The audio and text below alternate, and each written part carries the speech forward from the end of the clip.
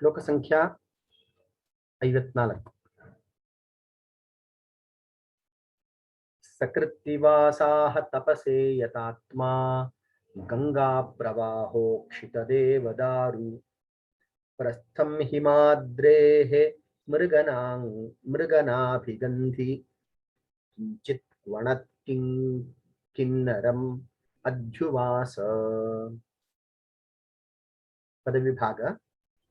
ಸಹ ಕೃತ್ತಿವಾಸಾಹ ತಪಸೇ ಯತಾತ್ಮಾ ಗಂಗಾ ಪ್ರವಾಹೋಕ್ಷಿತ ದೇವದಾರು ಪ್ರಸ್ಥಂ ಹಿಮಾದ್ರೇಃ ಮೃಗನಾಭಿಗಂಧಿ ಕಿಂಚಿತ್ ಕ್ವಣತ್ ಕಿನ್ನರಂ ಅಧ್ಯುವಾಸ.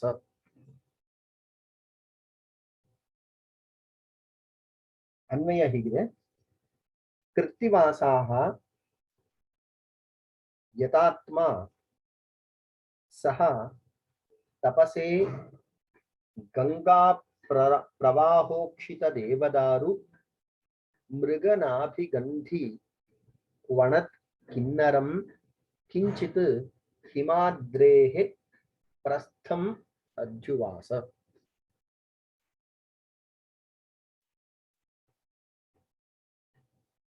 ಕೃತ್ತಿವಾಸಾಹ ಗಜಚರ್ಮಾಂಬರಧರನಾದಂತಹ ಮಹಾಶಿವನು. ಗಜಾಸುರ ಮಹಿಷಾಸುರನ ಏಕಮಾತ್ರ ಪುತ್ರನಾಗಿರ್ತಾನೆ. ಅಂಥ ಗಜಾಸುರನ ಹನನ ಮಾಡಿ ಅವನನ್ನ ಹತ್ಯೆಗೈದು ಅವನ ಚರ್ಮವನ್ನ ಇವನು ಧರಿಸಿರ್ತಾನೆ. ಆದ್ರಿಂದ ಗಜಚರ್ಮಾಂಬರಧರ ಎಂಬ ವಿಶೇಷಣವು ಶಿವನಿಗೆ ಹೊಂದುತ್ತದೆ. ಇಂತಹ ಗಜಚರ್ಮಾಂಬರಧರನಾದಂತಹ ಮಹಾಶಿವನು ಯಥಾತ್ಮ ತನ್ನ ಇಂದ್ರಿಯಗಳನ್ನ ಸಂಯಮಗೊಳಿಸಿಕೊಂಡು ಚಿತ್ತವಿಕ್ಷೋಭೆಗೆ ಅವಕಾಶ ಕೊಡದೆ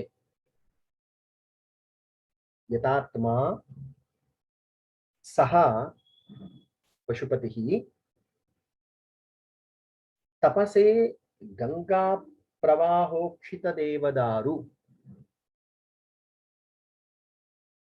ತಪಸ್ಸನ್ನ ನಿರ್ವರ್ತನೆ ಮಾಡ್ಲಿಕ್ಕೋಸ್ಕರ, ತಪಃ ಕೈಂಕರ್ಯವನ್ನ ಮಾಡ್ಲಿಕ್ಕೋಸ್ಕರ ಗಂಗಾ ಪ್ರವಾಹೋಕ್ಷಿತ ದೇವದಾರು,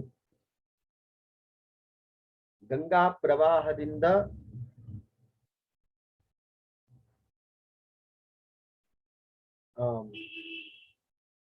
ಸಿಕ್ತವಾದಂತಹ ಅಥವಾ ಗಂಗೆಯ ಕಣಗಳಿಂದ ಸ್ವಚ್ಛವಾದಂತಹ ದೇವದಾರು ವೃಕ್ಷ, ಅಂತಹ ದೇವದಾರು ವೃಕ್ಷವನ್ನು ಹೊಂದಿರುವ ಗಂಗಾ ಪ್ರವಾಹೋಕ್ಷಿತ ದೇವದಾರು ಮೃಗನಾಭಿಗಂಧಿ. ಇಲ್ಲಿ ಕಸ್ತೂರಿ ಮೃಗವು ಇಲ್ಲಿ ಉಲ್ಲೇಖ ಮಾಡಲ್ಪಟ್ಟಿದೆ. ಕಸ್ತೂರಿ ಮೃಗ ತನ್ನಲ್ಲಿಯೇ ಒಂದು ಸುಗಂಧವನ್ನ, ಅಪೂರ್ವವಾದಂತಹ ಪರಿಮಳವನ್ನ ಹೊಂದಿದ್ರೂ ಕೂಡ ಅದು ಪರಿಮಳವನ್ನ ಹುಡುಕಿಕೊಂಡು ಸಂಚರಿಸ್ತಾ ಇರುತ್ತೆ ಅನ್ನುವಂತಹ ಉಲ್ಲೇಖವನ್ನು ಮಾಡಲಾಗಿದೆ. ಆ ರೀತಿ ಮೃಗನಾಭಿಗಂಧಿ, ಕಸ್ತೂರಿ ಗಂಧಯುಕ್ತವಾದಂತಹ ಪ್ರದೇಶವನ್ನ, ಆ ಪರಿಮಳಯುಕ್ತವಾದಂತಹ ಒಂದು ಪ್ರದೇಶವನ್ನ ಮೃಗನಾಭಿಗಂಧಿ ಕ್ವಣತ್ ಕಿನ್ನರಂ. ಇನ್ನು ಕಿನ್ನರರು, ದೇವಗಾಯಕರಾದಂತಹ ಕಿನ್ನರರು ಮಧುರವಾದ ಸವಿಯ ನುಡಿಯನ್ನ ಅಥವಾ ಧ್ವನಿಯನ್ನ ಉಂಟು ಮಾಡುತ್ತಿರುವಂತಹ ಒಂದು ಸ್ಥಾನದಲ್ಲಿ, ಅಂತಹ ಸ್ಥಾನದಲ್ಲಿ ಕಿಂಚಿತ್ ಹಿಮಾದ್ರೇಃ ಪ್ರಸ್ಥಂ, ಅಂತಹ ಒಂದು ಶಿಖರವನ್ನ, ಹಿಮಾಲಯದ ಒಂದು ಶಿಖರ ಪ್ರದೇಶವನ್ನ ಅಧ್ಯುವಾಸ, ತನ್ನ ತಪಸ್ಸಿಗೆ ಆಯ್ಕೆ ಮಾಡಿಕೊಂಡಿರ್ತಾನೆ ಪರಮೇಶ್ವರ. ಇಲ್ಲಿ ಕಥೆ ಎಷ್ಟು ರೋಚಕವಾಗಿದೆ ಅಂದ್ರೆ, ಹಿಮಾಲಯನು ಶಿವನಿಗೆ ತನ್ನ ಪುತ್ರಿಯನ್ನ ವಿವಾಹ ಸಂಬಂಧದಲ್ಲಿ ಕೊಡಬೇಕು ಎಂಬಂತಹ ಚಿಂತನೆಯಲ್ಲಿ ಇರ್ತಾನೆ. ಅದೇ ಸಂದರ್ಭದಲ್ಲಿ ಶಿವನು ಕೂಡ ಅಂತರ್ಮುಖನಾಗಿದ್ರೂ ಅವನು ಹಿಮಾಲಯದ ಒಂದು ಶಿಖರ ಪ್ರದೇಶವನ್ನ ತನ್ನ ತಪಸ್ಸಿಗೋಸ್ಕರ ಆಯ್ಕೆ ಮಾಡಿಕೊಂಡು ಅಲ್ಲಿಗೆ ಬರ್ತಾನೆ. ಹೀಗೆ ಇಲ್ಲಿ ಕಥೆಯ ರೋಚಕತೆ ಬೆಳೀತಾ ಹೋಗ್ತಿದೆ. ಇನ್ 54th ಶ್ಲೋಕ,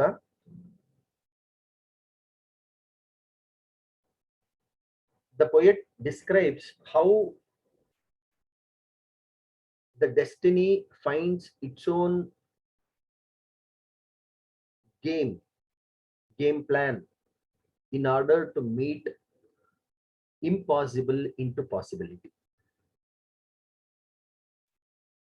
Lord Shiva has found one of the peaks of Himalayan region wherein he can perform his meditation. The place that he chooses is very much calm and quiet, and it is almost on the banks of Devanadi Ganga. And this peak is very much known for its peace, tranquility, and melodious tunes of kinnaras. Added to that, even the fragrance is filled because of Devadaru trees.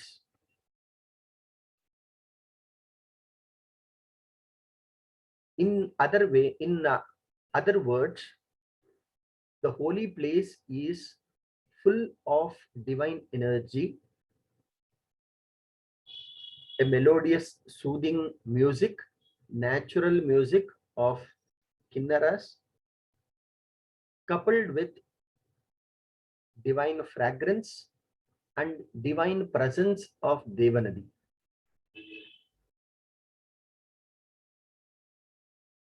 Because of all these factors, Mahadeva chooses this mountain peak for his austerities, tapas. चतुःपञ्चाशत्तमे श्लोके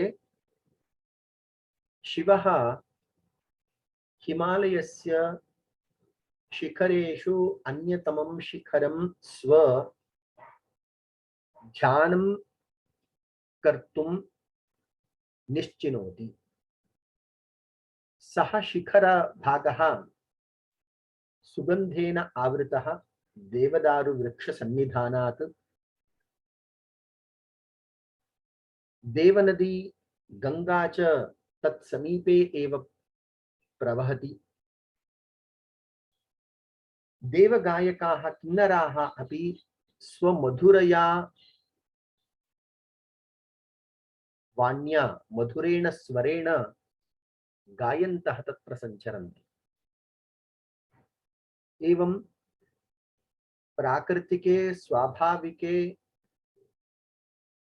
सुंदरतमे प्रशान्ते परिसरे शिवः ध्यानम् अनुष्ठातुं निश्चयं चकार.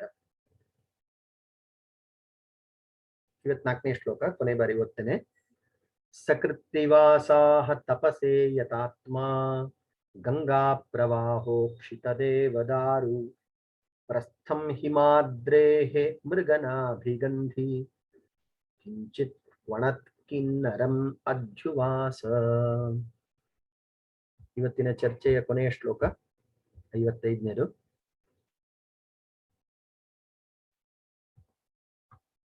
गणानमेरु प्रसवावतंसा भूर्जत्वचः स्पर्शवती हि दधानाः मनःशिला विच्छुरितान् निषेदुः शैलेयने शैलेयनद्धेषु शिलातलेषु गणा नमेरु प्रसवावतंसा भूर्जत्वचः स्पर्शवती हि दधानाः मनः शिलाविच्छुरिता निषेदुः शैलेयनद्धेषु शिलातलेषु. अन्वय ಹೀಗಿದೆ. ಗಣಾಃ ನಮೇರು ಪ್ರಸವಾವತಂಸಾಃ ಸ್ಪರ್ಶವತೀಃ ಭೂರ್ಜತ್ವಚಃ ದಧಾನಾಃ मनःशिलाविच्छुरिताः शैलेयनेदेषु शिलातलेषु निषेधुः.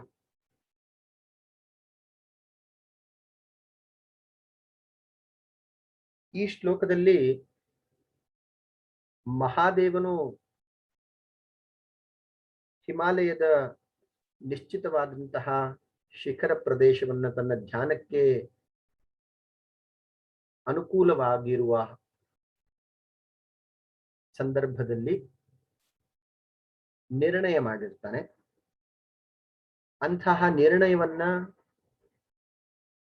ಅಂಗೀಕರಿಸಿಕೊಂಡು ಅವನ ಗಣದ ಪ್ರಮಥ ಗಣ ಎಂಬುದಾಗಿ ಹೇಳಲ್ಪಡುವಂತಹ ಈ ಪ್ರಮಥ ಗಣದ ಅವರು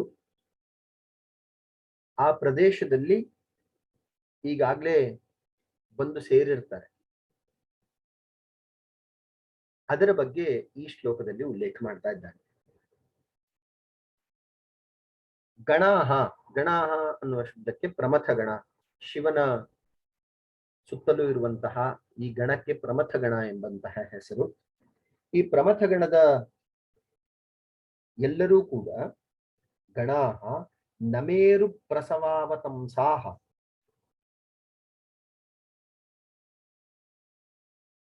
ನಮೇರು ಪುಷ್ಪಗಳನ್ನ ಕರ್ಣಾಭರಣವಾಗಿ ಧರಿಸ್ತಾ ಇರ್ತಾರೆ ಈ ಗಣದ ಪ್ರಮಥ ಗಣದ ಎಲ್ಲ ಸದಸ್ಯರು.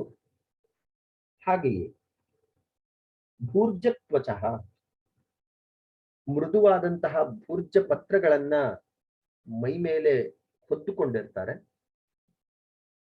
ಈ ಭೂರ್ಜ ಪತ್ರಗಳು ಸುಗಂಧವೂ ಮತ್ತು ಕೋಮಲವೂ ಆಗಿರುತ್ತದೆ ಎಂಬುದು ಇಲ್ಲಿ ಗಮನಿಸಬೇಕಾದಂತಹ ವಿಚಾರ. ಇಂತಹ ಭೂರ್ಜ ಪತ್ರಗಳನ್ನ ಅವರು ತಮ್ಮ ಹೊದಿಕೆಯಂತೆ ವಸ್ತ್ರದಂತೆ ಮೈ ಮೇಲೆ ಹಾಕೊಂಡಿರ್ತಾರೆ. ಇನ್ನು ಮನಃಶಿಲಾ ವಿಚ್ಚುರಿತಾಹ, ಮನಃಶಿಲಾ ಧಾತುವನ್ನ ಒಂದು ವಿಶಿಷ್ಟವಾದಂತಹ ಧಾತು, ಇದನ್ನ ತಮ್ಮ ಮೈ ಮೇಲೆ ಲೇಪ ಮಾಡಿಕೊಂಡಿರ್ತಾರೆ, ಹಚ್ಕೊಂಡಿರ್ತಾರೆ ಎಂಬ ಉಲ್ಲೇಖ ಇದೆ. ಮನಃಶಿಲಾ ವಿಚ್ಚುರಿತಾಹ ಶೈಲೇಯನೇದ್ದೇಷು ಶಿಲಾತಲೇಷು. ಶಿಲಾಜತು ಎಂಬಂತಹ ಒಂದು ಸುಗಂಧ ಔಷಧಿಯನ್ನ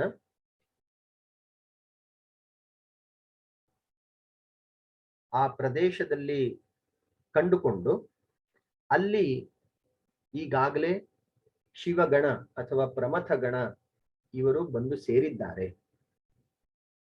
ಈ ಶ್ಲೋಕದಲ್ಲಿ ಶಿವನು ಪ್ರವೇಶ ಮಾಡ್ಲಿಕ್ಕೆ ಮುಂಚೆನೆ ಅಲ್ಲಿ ಶಿವಗಣವು ಪ್ರವೇಶ ಮಾಡಿ ತಮ್ಮ ಸ್ಥಿತಿಯನ್ನ ಕಂಡುಕೊಂಡಿದ್ರು ಎಂಬುದು ನಮಗೆ ಅರ್ಥ ಆಗ್ತದೆ.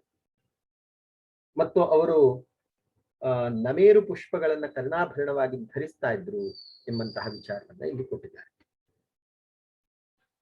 In 55th shloka, the poet describes that Lord Shiva has a set of or a team. Those teammates happen to visit or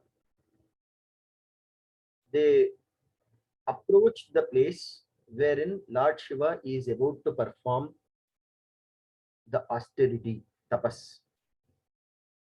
So this Pramathagana, the team of Lord Shiva, this Pramathagana, they wore Nameru flowers around their ears, and they covered their body with Bhurja Patra or Bhurja leaves. Bhurja is a kind of tree, and the skin of the tree is used as the cloth for these people, Pramathaganas. And here Manashila Dhatu is a kind of paste which they applied over their body. And here the poet says, having prepared themselves, these Pramathaganas are ready for inviting Lord Shiva to perform his penance. Panchashattame shloke Pramathaganaha katham tat sthanam adhisthaya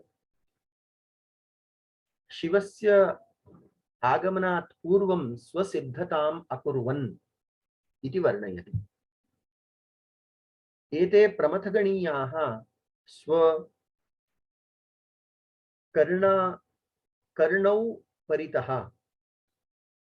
स्वकर्णौ परितः नमेरु पुष्पाणि अलङ्कुर्वन्ति स्म.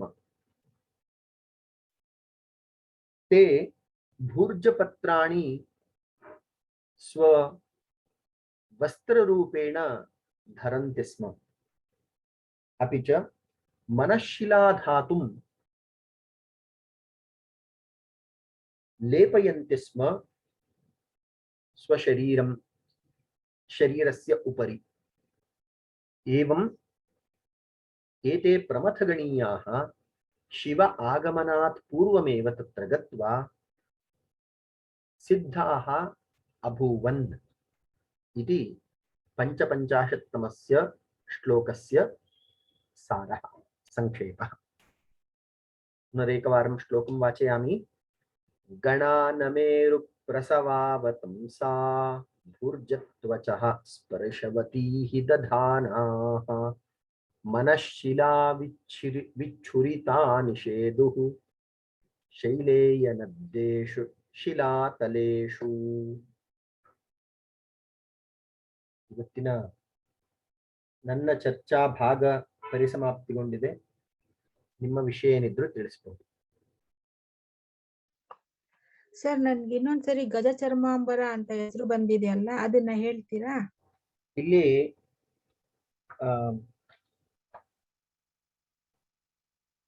ಮಹಿಷಾಸುರನ ಮಗನಾದಂತಹ ಗಜಾಸುರನನ್ನ ಶಿವ ಶೂಲಪಾಣಿಯಾಗಿ ವಧೆ ಮಾಡ್ತಾನೆ. ಅವನ ವಧೆಯ ನಂತರ ಅವನ ಕೋರಿಕೆಯ ಮೇರೆಗೆ ಶಿವ ಅವನ ತೊಗಲನ್ನ ಅಥವಾ ಚರ್ಮವನ್ನ ತನ್ನ ವಸ್ತ್ರವಾಗಿ ಬಳಸ್ತಾನೆ ಎಂಬಂತೆ ಪುರಾಣಗಳಲ್ಲಿ ಉಲ್ಲೇಖಿತವಾಗಿರುವಂತಹ ಕಥಾಭಾಗ ಇದೆ. ಆ ಕಥೆಯನ್ನ ಆಧರಿಸಿ ಅವನಿಗೆ ಗಜ ಚರ್ಮಾಂಬರಧರ ಎಂಬಂತಹ ಹೆಸರು ಬಂತು ಅಂತ ಹೇಳಿ ಪೌರಾಣಿಕ ಕಥೆ.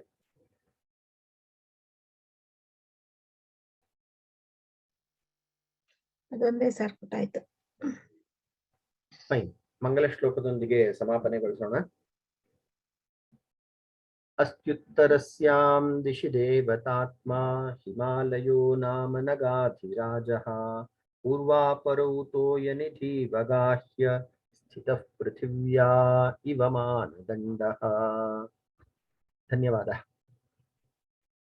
ಧನ್ಯವಾದ ಸರ್.